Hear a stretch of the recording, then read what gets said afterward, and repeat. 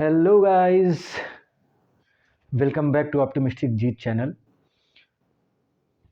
पिछली बार हमने करंट अफेयर्स की जो वीडियो अपलोड की थी सितंबर के फर्स्ट पार्ट की, तो उसमें कुछ साउंड ग्लिच हो गया था, जिसकी वजह से उस वीडियो में कुछ प्रॉब्लम हुई और उस वीडियो को मैं दोबारा से यहाँ पे बना के अपलोड कर रहा हूँ। आप सभी को उसमें परेशानी हुई, कई लोगों ने उसमें मुझे बताया कि उनको प्रॉब्लम हुई है, तो उसके लिए आई एम एक्सट्रीमली सॉरी। तो आइए हम एक बार फिर से करंट अफेयर का फर्स्ट पार्ट हम लेके आ रहे हैं और इसके जस्ट बाद हम बहुत जल्द आपको तुरंत के तुरंत आपको सेकंड पार्ट भी हम उपलब्ध करा देंगे। ठीक है, तो अभी शुरू करते हैं हम सितंबर 2022 का, सितंबर 2022 का पहला पार्ट करंट अफेयर का। और देखिए, करंट अफेयर जो है वो एग्ज़ाम पॉइंट ऑफ व्यू से बहुत ज़्यादा इंपॉर्टेंट होते हैं और ये जो करंट अफेयर मैं लेके चल रहा हूँ ये फैक्चुअल करंट अफेयर्स हैं, जो आपको सभी स्टेट पीसीएस में और यूपीएससी के जो स्टेटमेंट वाले क्वेश्चंस होते हैं करंट अफेयर्स के, उसमें स्टेटमेंट में ये फैक्ट सीधे सीधे पूछ लेते हैं और ख़ास करके ये स्टेट पीसीएस के लिए तो बहुत ही ज़्यादा इंपॉर्टेंट है। तो इनको ध्यान से देखिएगा और नोट्स बनाते रहिएगा। कंप्लीट होने पर हम कोई भी चीज़ कंप्लीट होती रहे, सितंबर के मैं 4 पार्ट के मेरे नोट्स हैं, तो पहले पार्ट का जो नोट्स है उसका जितना हम पढ़ा लेंगे ना जब, तब हम आपको वहाँ पे उसका नोट्स अवेलेबल करा देंगे। तो नोट्स आपको मिल जाएगा, आप चाहें तो बना लें और नहीं तो आपको नोट्स तो मिल ही जाएगा। ठीक है, तो आइए हम शुरुआत करते हैं। तो ध्यान से इस चीज़ को देखिएगा। सबसे पहले हम देखेंगे सितंबर के जो हमारा पहला पार्ट है करंट अफेयर। तो सितंबर के शुरुआती दौर में कुछ इम्पॉर्टेंट पर्सन्स की डेथ हुई। ठीक है, तो किसकी किसकी डेथ हुई और एग्ज़ाम में क्वेश्चन पूछ लेता है कि हाल ही में किसी इंसान की डेथ हुई और वो किस फील्ड से रिलेटेड था। ये सब क्वेश्चंस बहुत नॉर्मल हैं, बहुत कैजुअल हैं, खास करके स्टेट पीसीएस में। तो ये 5 इम्पॉर्टेंट डेथ हुई है इन 5 पर्सन्स की। तो हम इसको देख लेते हैं एक बार। आप इसको भी, आप भी देख लीजिएगा इसको ध्यान से कि इसमें किसकी किसकी कैसे डेथ होती है। और इसको अगर आपको लिखना हो तो आप यहाँ से देख सकते हैं, नहीं तो मैं बोलूँगा तो आप उसके साथ भी नोट्स बना सकते हैं। चलिए अब शुरू करते हैं। तो सबसे पहले देखिए, जब हम ऑबिच्यूरी की बात कर रहे हैं, निधन की बात कर रहे हैं, तो सबसे पहले आते हैं बी शेख अली, जो कि फर्स्ट वाइस चांसलर थे मैसूर और गोवा यूनिवर्सिटी के। ठीक है, तो अगर आपसे कहा जाए कि हाल में ही बी शेख अली की डेथ हुई, वो किस फील्ड से रिलेटेड थे यार, या वो क्या थे, तो पहला पॉइंट है कि वो वाइस चांसलर थे मैसूर और गोवा यूनिवर्सिटी के। ठीक, और उसके साथ वो एक नोटेड हिस्टोरियन थे। ठीक है, एक जाने माने इतिहासकार थे, याद रहेगा। इसके बाद हम आगे देखते हैं।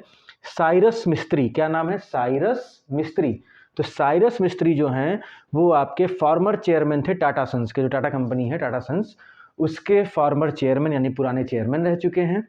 और इनका 18% शेयर था टाटा में। कितना परसेंट शेयर था? 18% शेयर था टाटा में। और इनकी डेथ जो है अभी हाल ही में कार एक्सीडेंट में हुई है। ठीक, फिर इसके बाद हैं अगले इंपॉर्टेंट पर्सन, इनकी डेथ हुई है अभिजीत सेन। तो अभिजीत सेन जो हैं, he was a renowned economist and farmer planning commission member. एक जाने माने अर्थशास्त्री थे, इकोनॉमिस्ट थे। ठीक है, और जो प्लानिंग कमीशन यानी कि योजना आयोग हुआ करता था 2015 के पहले, 2015 से उसकी जगह नीति आयोग बन गया, आपको पता ही होगा। तो जो ये योजना आयोग था, प्लानिंग कमीशन था, उसके ये मेंबर भी रह चुके हैं।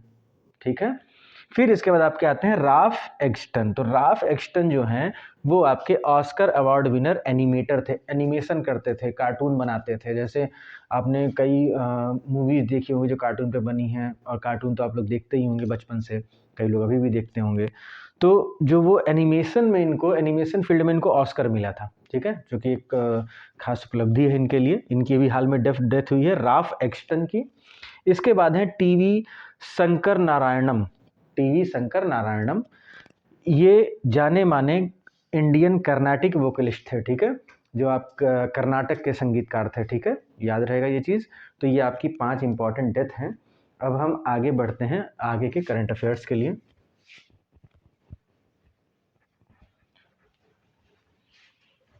इसके बाद हम देखते हैं कुछ करंट अफेयर्स के फैक्ट। जैसे सबसे पहले हम देखेंगे कि एक आपकी है पीएम श्री योजना, नाम है पीएम श्री योजना। ठीक है, पीएम श्री स्कीम अभी एक आई थी अभी हाल फिलहाल में। इसमें ये किससे रिलेटेड है? तो देखिए, ये रिलेटेड है स्कूल इंफ्रास्ट्रक्चर से।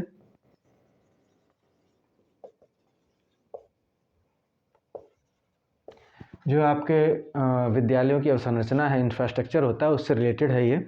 और इसमें ये क्या है कि 14,500 स्कूल, कितने 14,500 स्कूल्स को ये क्या करेंगे, ये मॉडर्न इंफ्रा प्रोवाइड कराएंगे, जो आधुनिक इंफ्रास्ट्रक्चर होता है ना उसको प्रोवाइड कराएंगे। ठीक, 14,500 स्कूल को मॉडर्न इंफ्रा जो है वो प्रोवाइड कराएंगे। क्लियर है? अब इसके बाद और इसमें देख लेते हैं क्या इंपॉर्टेंट है। तो श्री का फुल फॉर्म क्या है? श्री का फुल फॉर्म, तो श्री का फुल फॉर्म है schools for rising India. Schools for rising India, ये आपकी श्री की फुल फॉर्म है। तो इस करंट की न्यूज़ से आपको इतना जानना ज़रूरी था। इसके बाद हम देखते हैं first modified bio village. First modified bio village,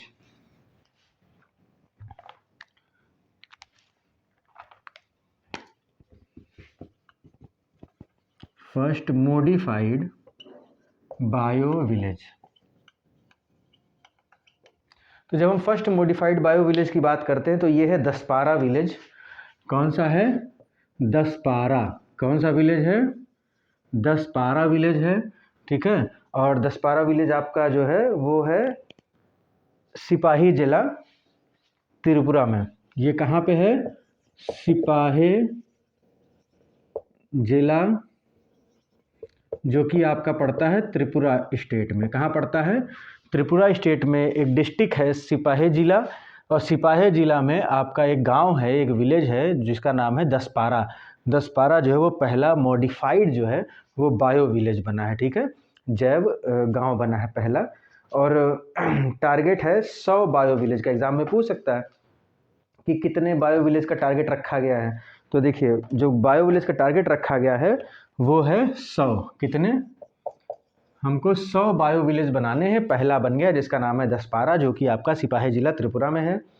और जब हम फर्स्ट मॉडिफाइड बायो विलेज की बात कर रहे हैं तो ऐसे ही एक है आपका फर्स्ट बम्बू डिस्ट्रिक्ट। तो जो पहला बम्बू डिस्ट्रिक्ट है वो है बसग्राम। ठीक है, क्या है? बसग्राम। बसग्राम, तो बसग्राम आपका जो है वो है त्रिपुरा में ही। तो ये इसमें आपको एक चीज़ याद रखनी, पहला मॉडिफाइड विलेज हो गया दसपारा, सिपाही जिला त्रिपुरा में है, और हमको टोटल टारगेट है हमारा 100 आपके ये बनाने का, मॉडिफाइड बायो विलेज बनाने का। और पहला बम्बू डिस्ट्रिक्ट हमारा है बसग्राम, जो कि है त्रिपुरा में। ठीक, अच्छा, त्रिपुरा की बात चले तो त्रिपुरा के सीएम कौन है? तो त्रिपुरा के सीएम है मनिक साहा। मनिक साहा, ये आपके त्रिपुरा के सीएम है। Chief minister of Tripura is Manik Saha. Clear है? इसके बाद हम देखते हैं हिंदुस्तान एरोनॉटिक्स लिमिटेड HAL के बारे में।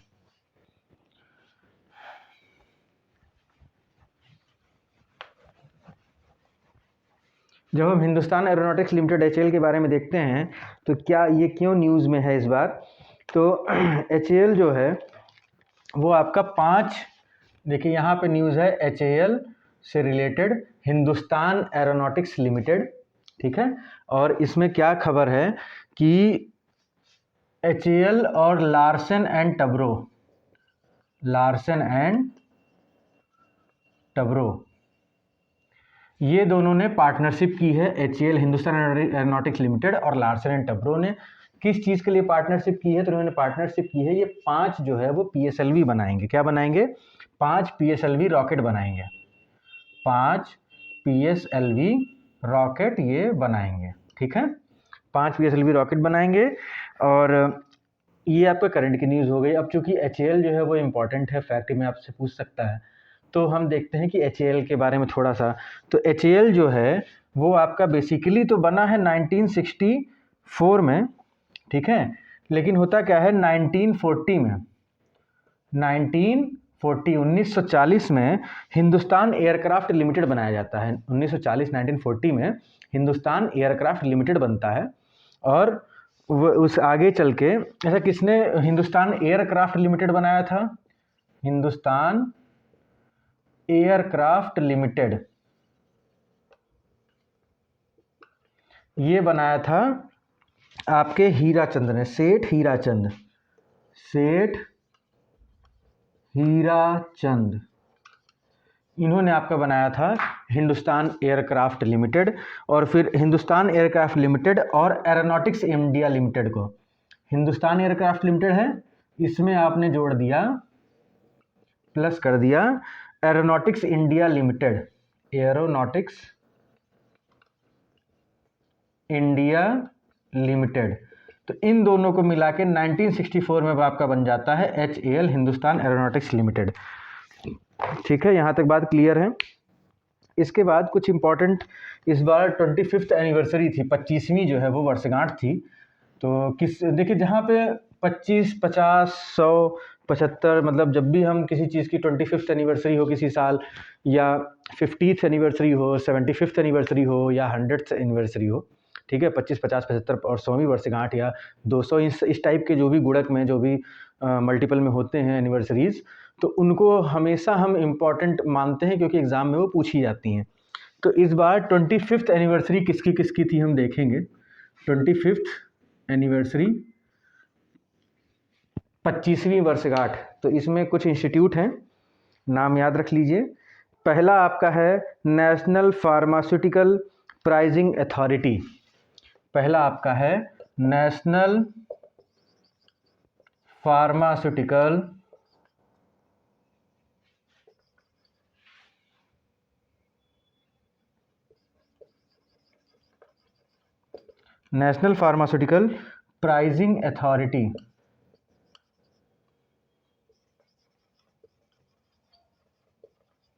ये आपका पहला इंस्टीट्यूट है, इसको हम बोलते हैं NPPA। इसकी 25th एनिवर्सरी थी और ये काम करता है under ministry of chemical and fertiliser, chemical and fertiliser, रसायन एवं उर्वरक मंत्रालय के अंतर्गत आपका नेशनल फार्मास्यूटिकल प्राइजिंग अथॉरिटी जो है वो काम करता है। इसके अलावा आपका अगला इंस्टीट्यूट है ट्राई,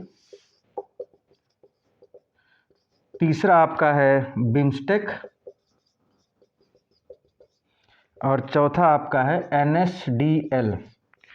NSDL होता है national security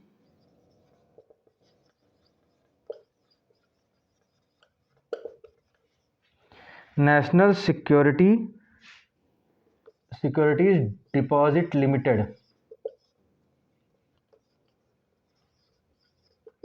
national security deposit limited जो है, ये आपकी इतनी संस्थाएं हैं जिनकी इस बार 25th एनिवर्सरी थी। कौन सी एनिवर्सरी थी? 25th, यानी 25वीं वर्षगांठ थी।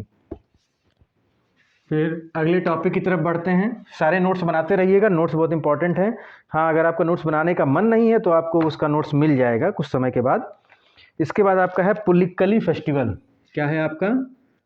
पुलिक्कली फेस्टिवल, पुलिक्कली त्यौहार। तो पुलिक्कली त्यौहार के बारे में हम क्या जानते हैं कि जो आपका पुलिक्कली त्यौहार है ये ओणम के टाइम मनाया जाता है। किसके टाइम मनाया जाता है? ओणम।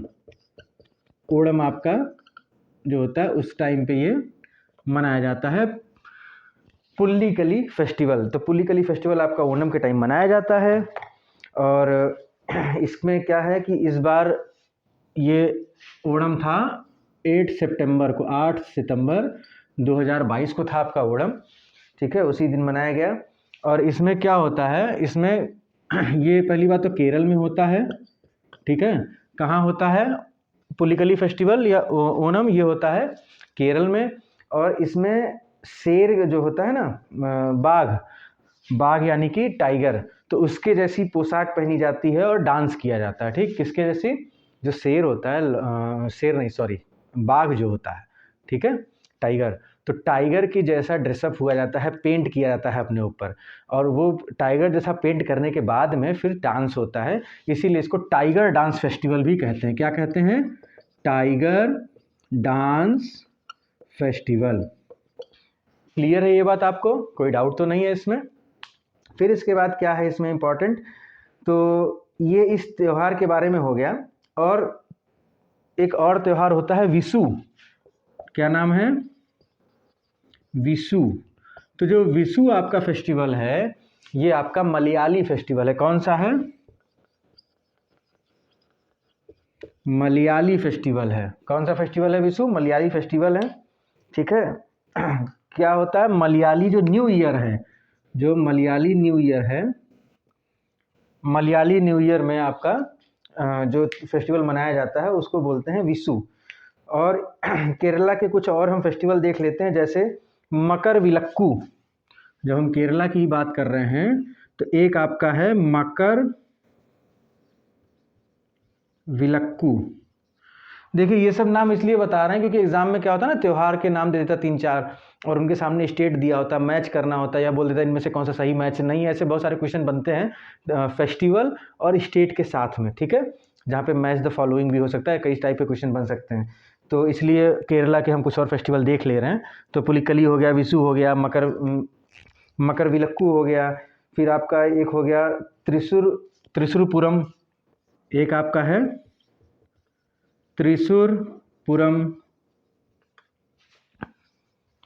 और आपका एक फेस्टिवल है अत्तुकल फेस्टिवल। कौन सा है?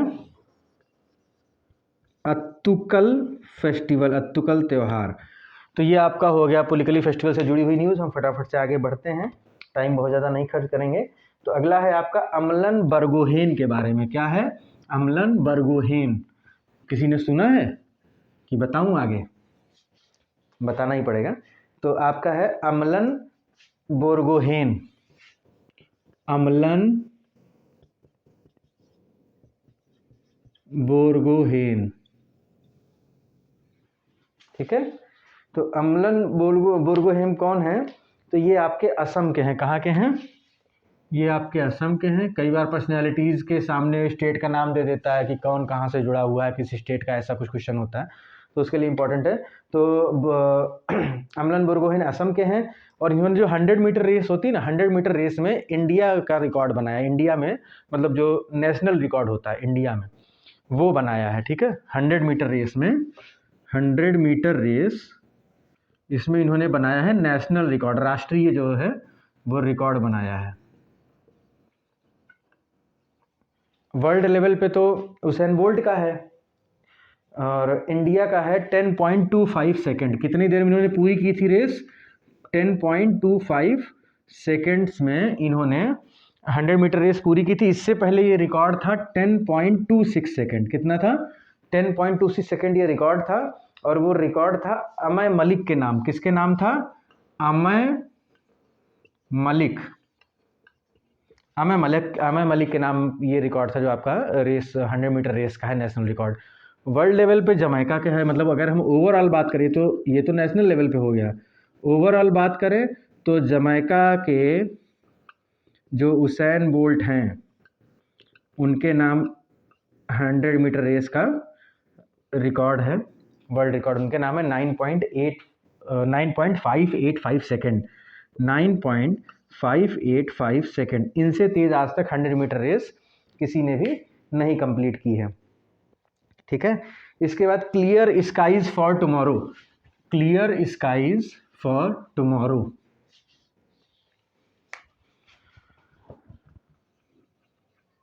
Clear skies for tomorrow.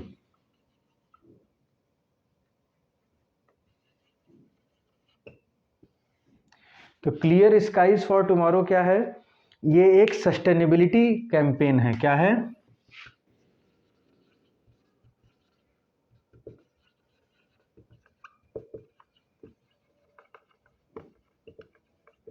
Sustainability campaign मतलब कि कोई चीज़ ऐसी जो सतत बनी रहे, किसी चीज़ को आगे भविष्य में भी हम यूज़ कर सकें, उसके लिए कैंपेन चलाया गया जिसका नाम दिया गया क्लियर स्काईज फॉर टुमारो। ये क्या बोलते हैं, इंडिगो ने भी इसमें शामिल हुआ। ये एक्चुअली में क्या है, ये जनवरी 2019 में शुरू हुआ था ये कैंपेन, ठीक है। ये इंडिया का नहीं है, ये कैंपेन इंडिया का, स्पेशली इंडिया का नहीं है, इसमें कई सारे देश शामिल हैं। तो ये कैंपेन जो शुरू किया गया था, ये शुरू किया गया था 10 जनवरी 2019 में ये शुरू किया गया था। और अभी हाल फिलहाल में इंडिया की एक कंपनी ने इसमें एग्रीमेंट किया, इस कैंपेन में शामिल हो गया। तो वो इंडिया की कौन सी कंपनी है? वो है इंडिगो। कौन सी है? इंडिगो।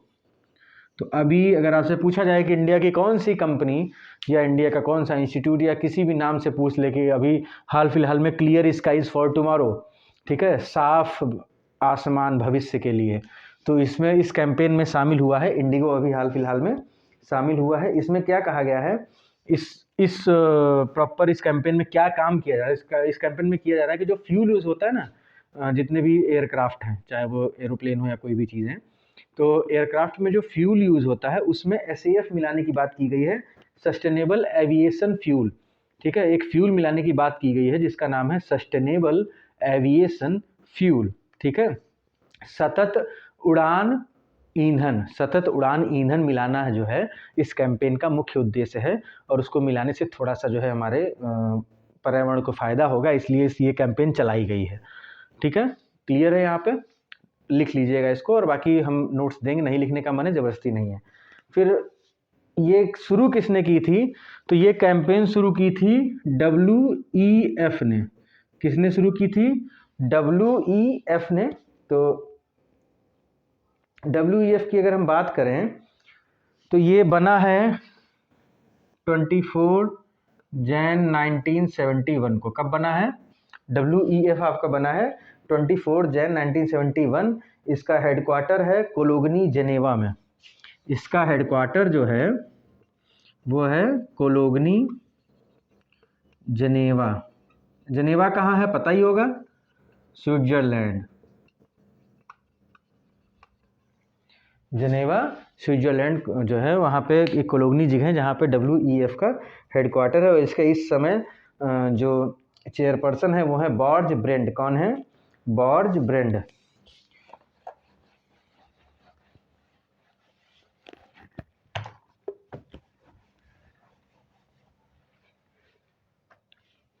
इसके बाद दो लेक की बात करते हैं, बोरजुरी लेक और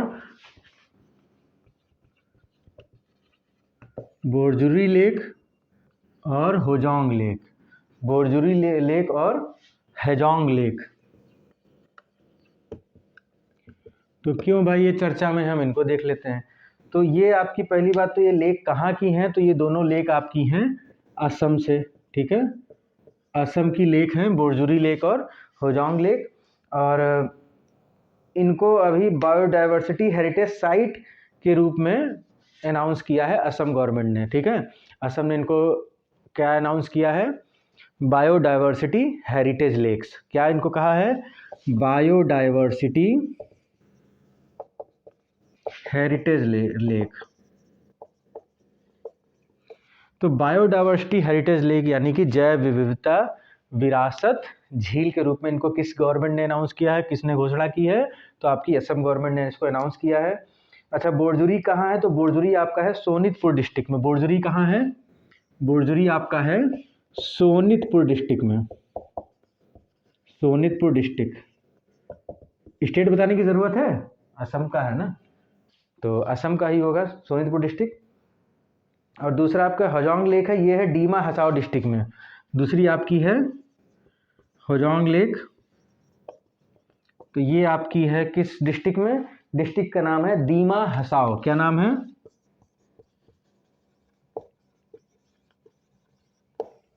दीमा हसाओ जो है वो डिस्ट्रिक्ट का नाम है, और ये भी असम में है। अच्छा, दीमा हसाओ जो है वो एक और नज़रिए से आपके एग्ज़ाम के लिए इम्पॉर्टेंट है, क्योंकि दीमा हसाओ में क्या हुआ था अभी जल्दी ही, इसकी एक वाइन है जिसका नाम है जूडिमा वाइन। क्या नाम है? जूडिमा वाइन। तो जूडिमा वाइन जो इनकी है, इसको मिला था GI टैग। क्या मिला था? GI tag. जोडिमा वाइन कहाँ की है? जोडिमा शराब कहाँ की है? दीमा हसाओ की। और इसको अभी GI टैग मिला था, और ये चावल से बनती है। किससे बनती है? राइस से बनती है, चावल से बनाई जाती है ये वाइन। ठीक है, आगे बढ़ते हैं फटाफट से।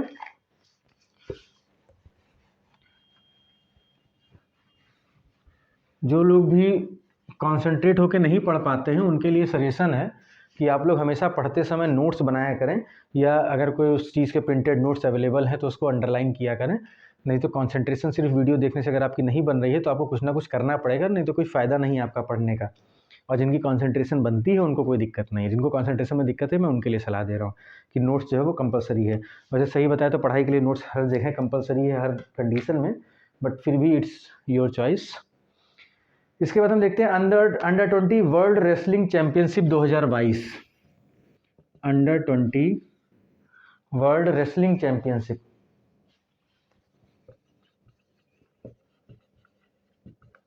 World wrestling championship 2022।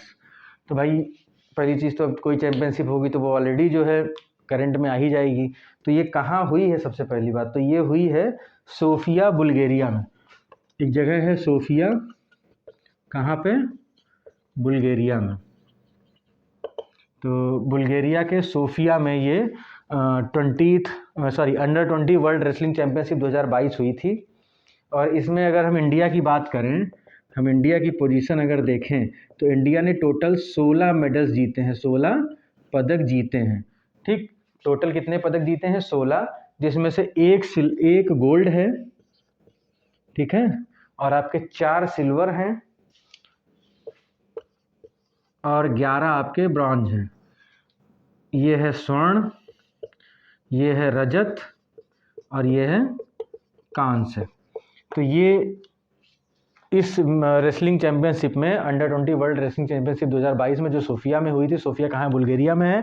वहाँ पे इंडिया ने 16 मेडल जीते हैं, 1 स्वर्ण, 4 रजत और 11 कांस्य, 1 गोल्ड, 4 सिल्वर एंड 11 ब्रॉन्ज। और यहाँ पे जो गोल्ड एक जीता है मात्र, वो जीता है आपकी अंतिम पंघल ने। किसने जीता है? अंतिम पंघल। अंतिम पंघल जो है ये फीमेल हैं। 53 केजी जो कैटेगरी होती है ना, आपको पता होगा रेसलिंग में कैटेगरी होती है 45 केजी, 50 केजी, 49 केजी। मतलब ऐसा नहीं है कि 40 केजी वेट वाले को 55 केजी वाले के वेट वाले से बढ़ा दे, ऐसा नहीं होता। एक कैटेगरी होती है। तो उसी कैटेगरी में एक कैटेगरी है 53 केजी वाली। 53 केजी के कैटेगरी में इन्होंने गोल्ड जीता और ये पहली इंडियन है गोल्ड जीतने वाली यहाँ पे। ठीक है, पहली इंडियन फीमेल हैं इस टाइप के कंपटीशन में गोल्ड जीतने वाली यहाँ पे। इसके बाद आपका अगला एक बुक का नाम है इंडियन बैंकिंग इन, एक बुक है इंडियन बैंकिंग इन रेट्रोस्पेक्ट। देखिए बुक का नाम है तो बुक का नाम तो आपको हिंदी में ही अगर इंग्लिश में है तो इंग्लिश में ही लिखना पड़ेगा, उसमें कोई उपाय नहीं है आपके पास। तो ये ना सोचिएगा कि हम हिंदी मीडियम के हैं तो इसको हम कैसे लिखें। तो Indian banking in retrospect 75 years of independence, 75 years of independence. तो बुक वगैरह भी करंट में इंपॉर्टेंट होती ही है। तो ये इसके ऑथर हैं डॉक्टर आशुतोष राराविकार। इसके ऑथर हैं डॉक्टर आशुतोष राराविकार।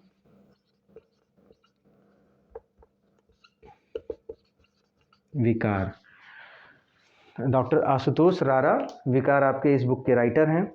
इसके बाद अगली न्यूज़ जो आपकी है वो करंट अफेयर में क्रिकेट से जुड़ी हुई है।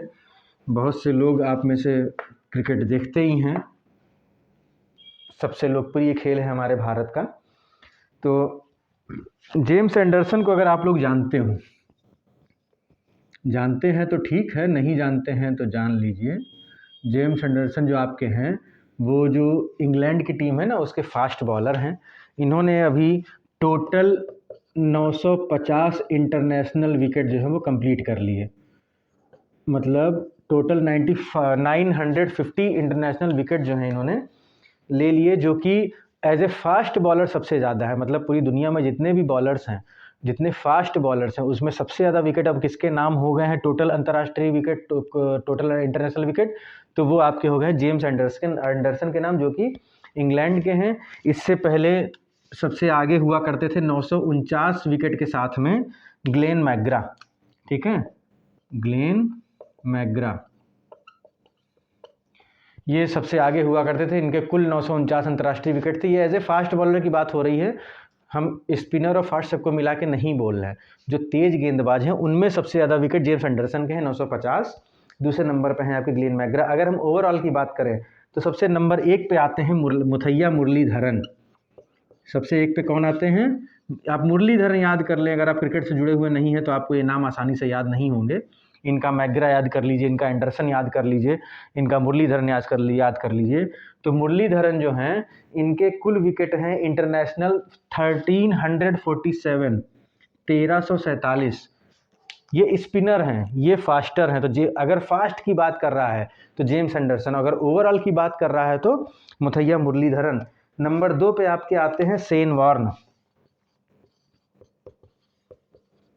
नंबर 2 पे आपके आते हैं शेन वॉर्न, जिनके नाम कुल 1001 विकेट हैं इंटरनेशनल। कुल कितने विकेट हैं उनके अंतर्राष्ट्रीय, कितने विकेट हैं? 1001। और तीसरे नंबर पे हमारे इंडिया के आते हैं अनिल कुंबले।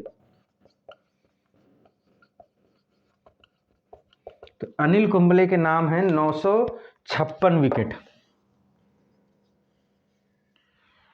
ये इंडिया के हैं। तो ये लिस्ट है आपकी, इस चीज़ को याद रखिएगा। जो मैंने बोला है उसको ना हो बैक करके फिर से रिपीट में सुन लीजिएगा। थोड़ी सी भी कंसंट्रेशन हटेगी तो कल को आप एग्जाम में ऑप्शन में ये दिया होगा, पूछेगा फास्ट बॉलर और आप कहेंगे मुथैया मुरलीधरन के सबसे ज़्यादा, आप इसको टिक मार देंगे। तो ये गलती मत करिएगा, हमें ना ब्लेम करिए बाद में। इस चीज़ को ध्यान रखिए। मैं इसलिए बार बार इसको रिपीट कर रहा हूँ, बहुत धीमे धीमे बोला हूँ इस बात के लिए। मैंने बहुत जल्दबाजी नहीं की है। वीडियो भी लंबी होगी, थोड़ी स्लो भी होगी, लेकिन ये समझ लीजिए कि अगर जल्दबाजी मैंने कर दी और आपने कोई एक भी फैक्ट अगर इधर से उधर पढ़ लिया और एग्ज़ाम में गलत हो गया तो एक एक क्वेश्चन से आपका एग्ज़ाम रुक जाता है। तो जल्दबाजी करने की कोई ज़रूरत नहीं है। बहुत इत्मीनान से आराम से पढ़िए, बहुत कोई जल्दी नहीं है। जो वीडियो 20 मिनट में ख़त्म हो सकता है, अगर उसको हम 25 मिनट में ख़त्म कर रहे हैं तो उसमें कुछ ना कुछ तो लॉजिक होगा, कितना टाइम लग रहा है। क्या मैं तेज़ बोल नहीं सकता कि मैं फटाफट से आगे बढ़ नहीं सकता, लेकिन मैं चीज़ों को रिपीट कर रहा हूँ जिससे कि आपको प्रॉब्लम ना हो। ठीक है, अगला आपका है arrow space and defence policy. Arrow space and defence policy, arrow space and defence policy ये आपकी है अभी कर्नाटक ने लॉन्च की है। कौन लेके आया है? कर्नाटक। कर्नाटक में ये पॉलिसी लॉन्च की गई है एरो स्पेस एंड डिफेंस। ये 5 साल के लिए है, 2022 से 2027, 2022 से 2027 तक के लिए है ये। इसमें ये 45,000 करोड़ इन्वेस्ट करेंगे। कितना इन्वेस्ट करेंगी कर्नाटक गवर्नमेंट इसमें? ₹45,000 करोड़, और 60,000 पीपल को इसमें मिलेगा एम्प्लॉयमेंट, यानी कि रोजगार।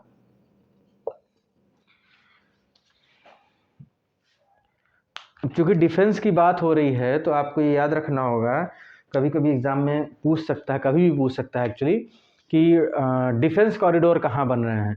ठीक है, तो इंडिया में 2 जगह डिफेंस कॉरिडोर बन रहे हैं। ठीक है, 2 जगह डिफेंस कॉरिडोर बन रहे हैं। एक है आपका यूपी और दूसरा है आपका तमिलनाडु। और ये सब पर ये डिफेंस कॉरिडोर क्या होता है, कितने बन रहे हैं, कैसे बन रहे हैं, इस पे सब पे मैं अलग वीडियो लेके आऊँगा। अभी आपको इस न्यूज़ के अंडर में जितना जानने की ज़रूरत है हम वो बता देंगे। अच्छा, जब ये सारी चीज़ें हो रही हैं तो आप एक चीज़ हो जानिए, हमारा डिफेंस के एक्सपोर्ट का भी एक टारगेट है। मतलब हम जो डिफेंस की चीज़ें हम जो एक्सपोर्ट करते हैं, निर्यात करते हैं, बाहर भेजते हैं, उसका एक हमारा लक्ष्य है कि हमको इतना माल बाहर भेजना ही भेजना है। लक्ष्य हमारा कितना है?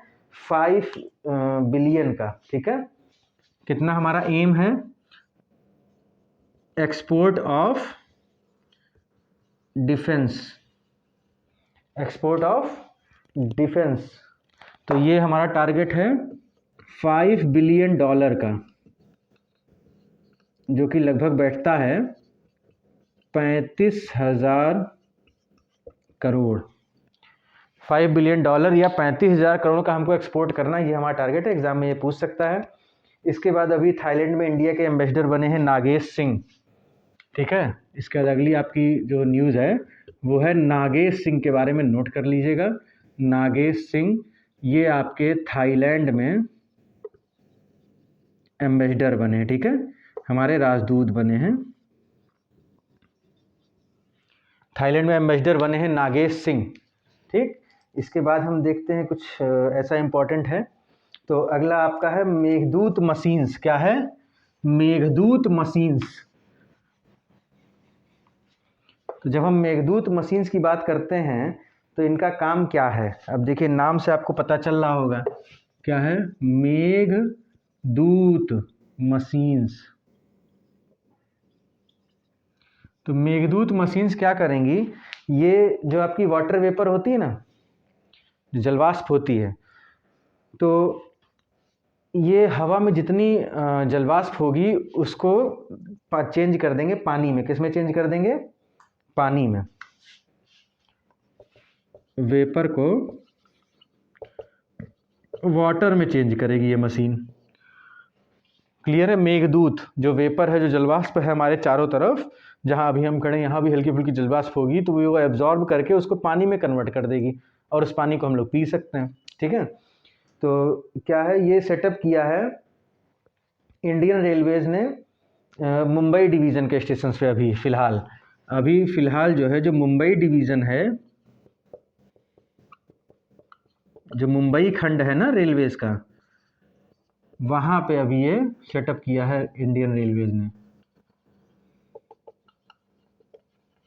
किसने बनाया है? तो इस मशीन को बनाया है मैत्री एक्वाटेक कंपनी ने। किसने बनाया है?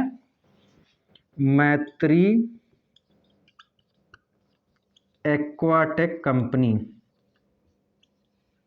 कहाँ पे है ये? हैदराबाद में है।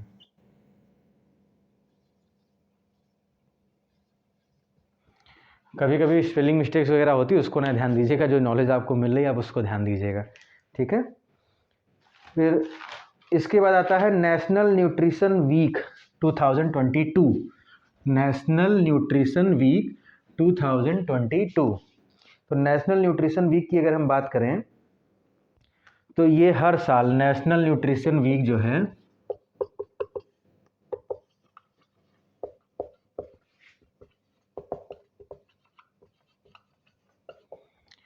ये हर साल जो सितंबर है ना, सितंबर, उसके फर्स्ट वीक में मनाया जाता है। अगर हम पूछे नेशनल न्यूट्रिशन वीक कब मनाया जाता है, तो हर साल जो सितंबर का फर्स्ट वीक होता है उसमें मनाया जाता है आपका नेशनल न्यूट्रिशन वीक। इस बार की थीम थी वर्ल्ड ऑफ फ्लेवर्स। इस बार की थीम क्या थी 2022 की? World of flavours. क्लियर है? फिर इसके बाद देख लेते हैं कुछ, या चलिए उसको हम आगे देखते हैं नेक्स्ट वीडियो में। फ़िलहाल अभी इस वीडियो को यहीं ख़त्म करते हैं। अभी आपका ये वीडियो का पहला पार्ट है और धीरे धीरे हम ऐसे ही और अपलोड करते रहेंगे। पुराने वीडियो में ऑडियो ग्लिच की वजह से मुझे दोबारा वीडियो अपलोड करनी पड़ी, बनानी पड़ी, उसके लिए आई एम एक्सट्रीमली सॉरी। और अगर मेहनत हमारी आपके काम आ रही है तो प्लीज़ लाइक भी कर दीजिएगा, और चैनल अगर आपने सब्सक्राइब नहीं किया है उसको सब्सक्राइब करिए, बेल आइकन ज़रूर दबाइए, क्योंकि अगर आप बेल आइकन नहीं दबाएंगे तो नेक्स्ट वीडियो जब भी आएगी तो आपको नोटिफिकेशन नहीं मिलेगा और आप इस चीज़ को कंटिन्यू नहीं पढ़ पाएंगे, ठीक। और हमारी और भी वीडियोस को ज़रूर देखते रहें, जो भी और सब्जेक्ट्स की जनरल स्टडीज़ की अपलोड की जा रही हैं। चलिए मिलते हैं नेक्स्ट वीडियो में। Thank you so much. और चैनल को ज़्यादा से ज़्यादा जो है आप शेयर करिए, जिससे ज़्यादा से ज़्यादा लोग इस वीडियो को देख सकें। Thank you so much.